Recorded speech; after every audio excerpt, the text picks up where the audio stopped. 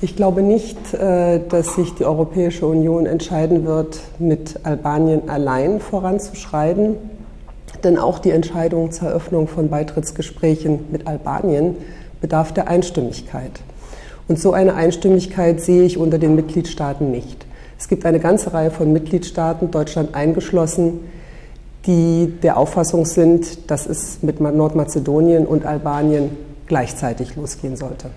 Dafür setzen wir uns ein, dass dies so bald wie möglich geschieht. Od Бугарија добивме порака дека остануваат на истите позиции. Дури идниот бугарски премиер Петков во интервјуто за Шпигел најавува дека ќе треба 6 месеци да се почнат преговори како што тој предлага.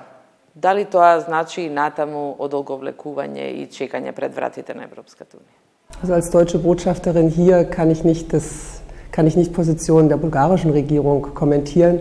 Ich kann Ihnen nur sagen, von deutscher Seite tun wir wirklich alles, was möglich ist, um den Weg für Nordmazedonien freizumachen.